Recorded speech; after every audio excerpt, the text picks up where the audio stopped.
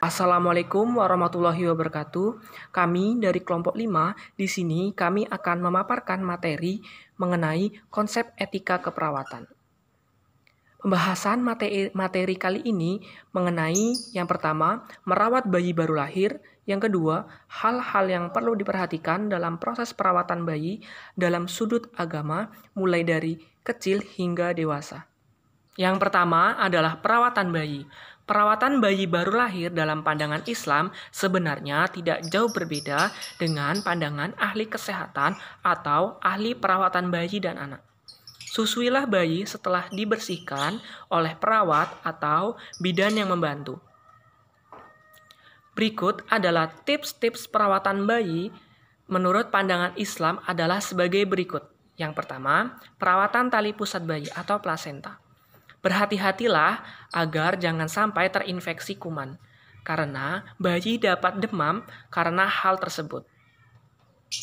Ada yang memerlukan 5 hari, seminggu, ataupun 2 minggu sampai tali pusat kering. Cara merawatnya, memandikan seperti biasa, gosok perlahan tali pusat dengan sabun, keringkan pelan-pelan dan bersihkan dengan alkohol 70% dan biarkan terbuka tanpa dibungkus kasar, kecuali tali pusat terinfeksi. Yang kedua adalah perhatikan BAB bayi. Hal normal bila menyusui air susu ibu melakukan BAB 12-15 kali dalam sehari. Setelah enzim pencernaan bayi normal, maka gerakan peristaltik usus bayi sudah mampu menahan dan menyerap air susu ibu, baru sisanya dibuang sebagai kotoran. Yang ketiga adalah jagalah suhu kamar.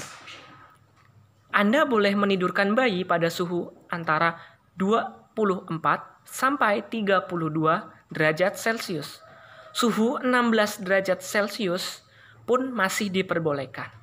Bayi juga boleh tidur dalam ruangan ber-AC ataupun menggunakan kipas angin, asalkan sesuai dengan ketentuan suhu tersebut, yaitu 24 sampai 30 derajat Celcius.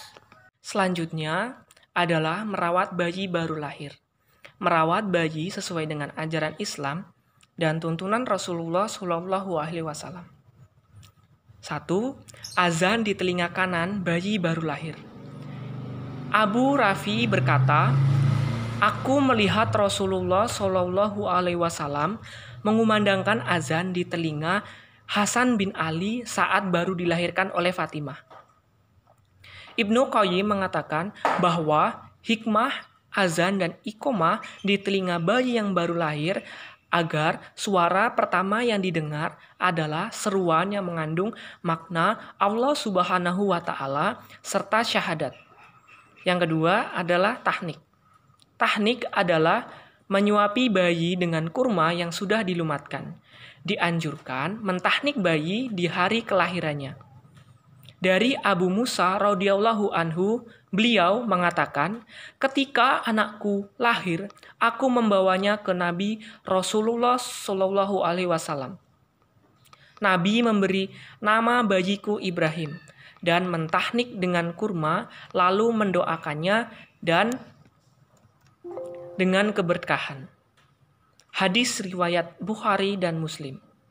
Adapun beberapa cara atau adab ketika mentahnik bayi diantaranya, yang pertama, hendaknya menggunakan kurma, jika tidak ada bisa menggunakan madu. Yang kedua, kurma dikunyah kemudian diletakkan di langit-langit mulut bayi. Yang ketiga, yang mentahnik adalah orang yang soleh di kampungnya. Yang terakhir, orang yang mentahnik bayi hendaknya mendoakan keberkahan untuk bayi. Selanjutnya, 3. Menguburkan ari-ari atau plasenta. Tidak ada tata cara khusus ketika menguburkan ari-ari atau plasenta, karena semua kebiasaan ketika menguburkan ari-ari berasal dari tradisi adat Jawa. Tujuan ari-ari atau plasenta dikubur adalah agar tidak mengganggu orang lain. Yang keempat adalah akikah. Mencukur bayi baru lahir biasanya dibarengi dengan pelaksanakan akikah. Hukum akikah untuk anak yang baru lahir adalah sunnah. Jika yang dilahirkan adalah anak perempuan, maka jumlah kambing yang disembelih adalah 1. Sementara untuk anak laki-laki, jumlah kambing yang disembelih adalah 2 ekor. Selanjutnya, 5. Memberi nama. Diperbolehkan memberi nama di hari lahir dan baru diumumkan pada saat pelaksanaan akikah. Dari Abu Musa radhiyallahu anhu, ia mengatakan, "Ketika anakku lahir, aku membawanya ke hadapan Nabi Muhammad Shallallahu Alaihi Wasallam. Lalu Rasulullah memberi nama bayiku Ibrahim dan mentahnik dengan kurma dan mendoakannya dengan keberkahan."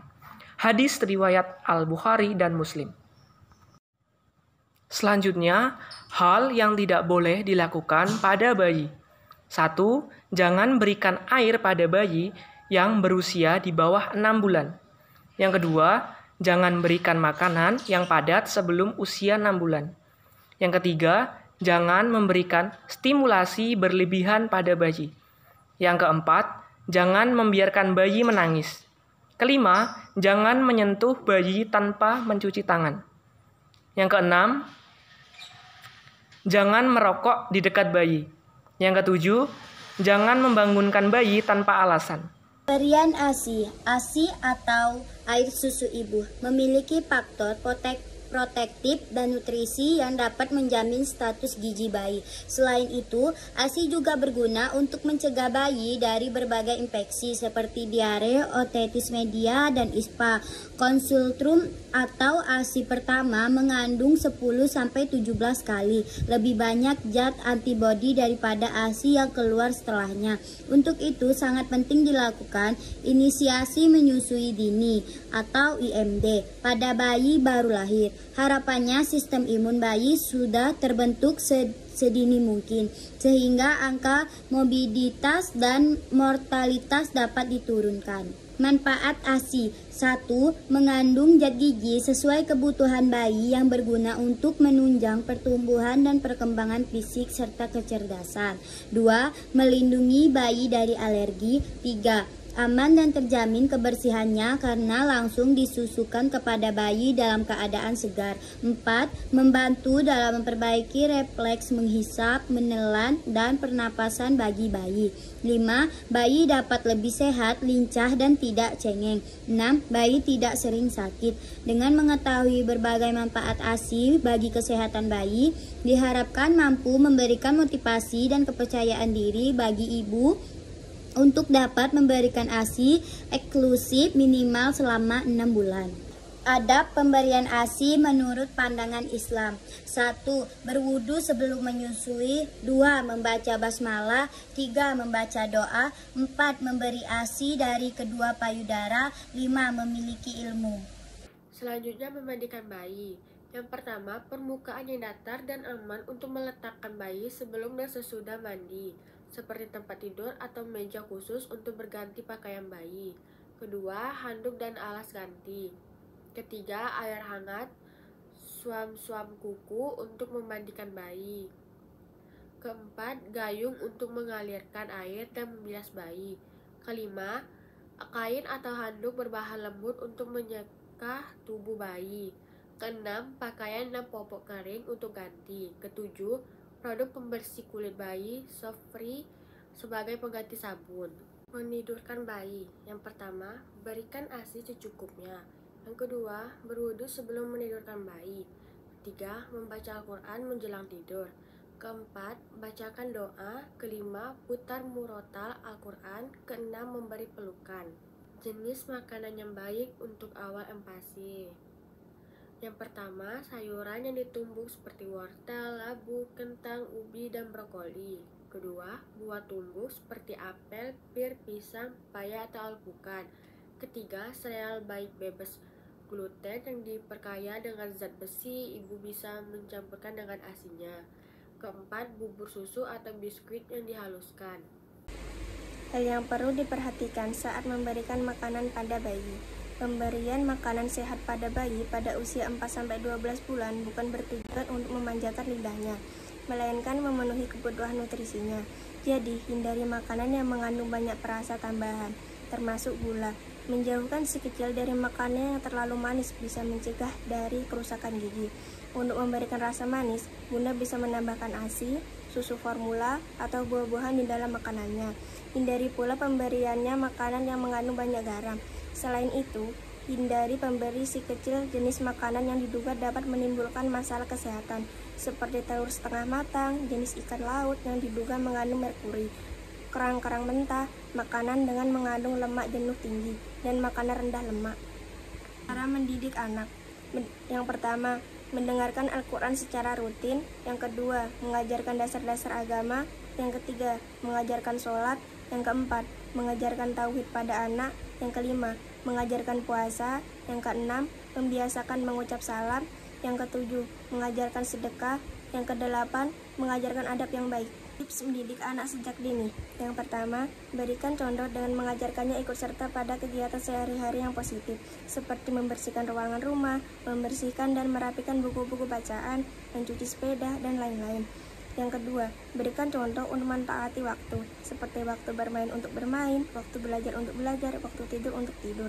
Yang ketiga, hindari anak dari hal-hal yang bersifat buruk, seperti bertengkar di depan anak-anak, memukul anak secara langsung di depan anak-anak yang lain, dan lain-lain. Sisakan waktu bersama anak di tengah-tengah kesibukan sebagai orang tua. Yang keempat, usia 7 tahun bagi yang muslim bisa sampai belum sholat, ajarkan dengan sedikit keras, bisa dengan cambukan untuk mengingatkan agar segera sholat. Yang kelima, di atas usia 7 tahun, anak akan bisa diberikan tanggung jawab yang lebih hingga tidak perlu merepotkan orang tua.